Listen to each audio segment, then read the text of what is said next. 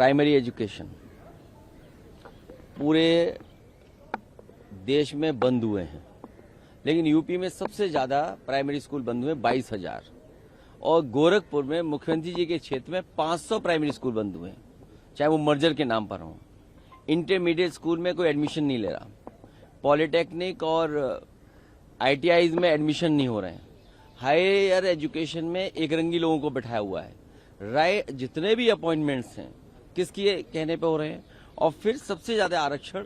जब बीजेपी के एजेंडे में नौकरी नहीं है तो इसका मतलब आरक्षण भी उनके एजेंडे में नहीं है। प्राइमरी एजुकेशन से लेकर के हायर एजुकेशन तक आरक्षण और पिछड़े खासकर दलित और अल्पसंख्यकों के साथ बहुत बड़े पैमाने पर धोखा हो रहा है। सर, प्रधानमंत्री का एक वीडियो फेसबुक से हटा दिया गया, जिसके बाद नेता ने माफी मांगी है, कहा है टेक्निकल रूप से हो गया है। बहुत सी चीजें हटाई जाएंगी और बहुत सी चीजें चुनाव तक आएंगी, तो इसलिए आना जाना तो लगा ही रहेगा। वो सोशल मीडिया वो किसके हाथ में है, जिसके हाथ में होगा वो जानता होगा ना कि कैसे लाना है कैसे नहीं लाना है। सर, प्रियंका गांधी ने एक सवाल उठाया कि पैलेट गन का इस्तेमाल आखिर करने की जरूरत क्या था? क्या अमित शाह ने फायरिंग करवाई? उन्होंने सीधा देखिए, वो तो सदन में सभी ने कहा कि फोर्स किसका निर्देश मान रही थी, वो शिक्षा मंत्री का निर्देश नहीं मानेगी ना। लॉ एंड ऑर्डर या इस तरह के इशू किसके पास है, धरना की जिम्मेदारी किसके पास है, तो उसी की वजह से ये ऑर्डर हुआ होगा। नमस्कार साथियों, मैं आज आप सब लोगों के सामने माननीय अखिलेश यादव जी के द्वारा दिए गए सदन में जो बयान है उसके संबंध में तथ्यों के साथ वास्तविकता को और सच्चाई को प्रस्तुत करने के लिए आज यहाँ पर आया हूँ। उत्तर प्रदेश सरकार के द्वारा किसी भी परिषदीय सरकारी विद्यालय को बंद करने का निर्णय नहीं लिया गया। वर्तमान में जितने भी हमारे सरकारी परिषदीय विद्यालय हैं सभी विद्यालय संचालित हैं। जो विद्यालयों को बंद करने की बात कही जा रही है वो सरकार का जो निर्णय लिया गया था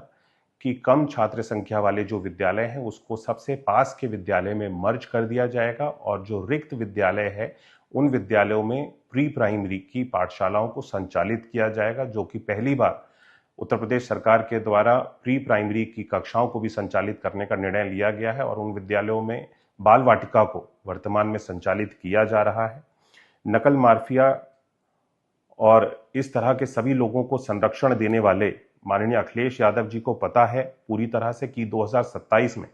उनकी सरकार पुनः बनने नहीं जा रही है। इसके लिए उन्होंने इस तरह का अनर्गल बयान को दे करके आम जनता को भ्रमित करने का प्रयास किया है। शिक्षा जैसे गंभीर विषय के संबंध में अखिलेश जी को बोलने का कोई भी अधिकार नहीं है, क्योंकि स्वर्गीय बाबूजी आदरणीय श्री कल्याण सिंह जी के समय में जिस तरह से शिक्षा व्यवस्था को बनाया गया था, नकल अध्यादेश को ला करके जो परीक्षा की पारदर्शी व्यवस्था बनाई गई थी,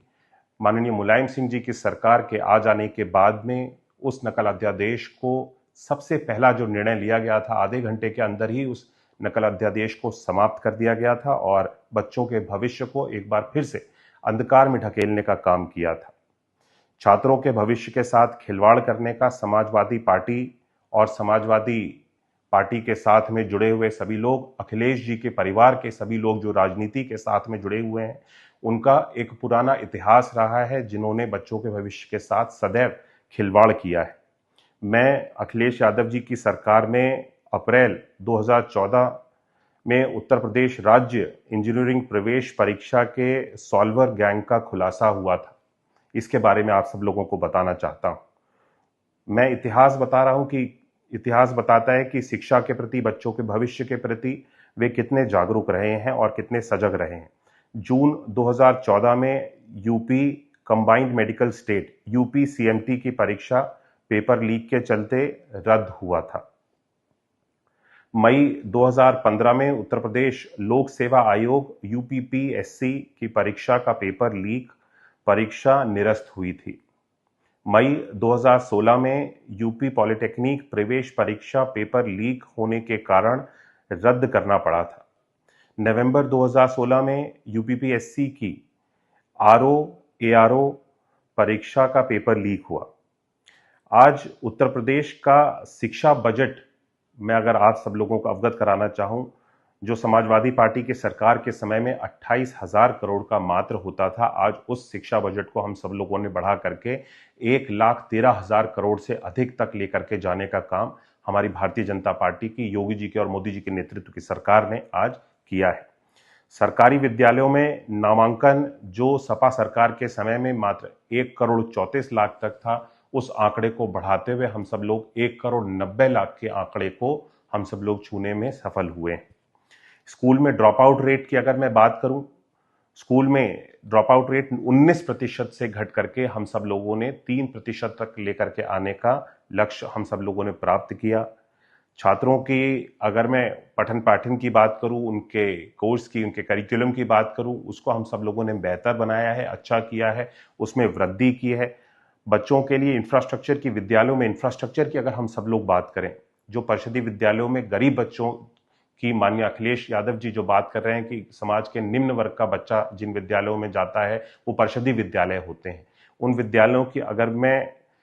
19 डिफरेंट पैरामीटर्स पे जो हम सब लोगों ने काम किया, ऑपरेशन कायाकल्प को चलाने का हम सब लोगों ने, हमारी सरकार जब 2017 में बनी, जो कार्य हम लोगों ने किया था वो केवल 36% की प्रोग्रेस थी 19 डिफरेंट पैरामीटर्स की। उस पर हम सब लोगों ने काम करते हुए आज 97% तक उन 19 डिफरेंट पैरामीटर्स को लेकर के जाने का काम हमारी सरकार ने किया है और उन गरीब परिवारों के बच्चों के भविष्य को और बेहतर बनाने का काम हमारी सरकार कर रही है और निरंतर करती रहेगी। मैं माननीय अखिलेश यादव जी से कहना चाहूंगा, जो स्वयं जिन्होंने अपने बयान में ये स्वीकार किया है कि बच्चे परीक्षाओं में नकल करके ही पास होते हैं,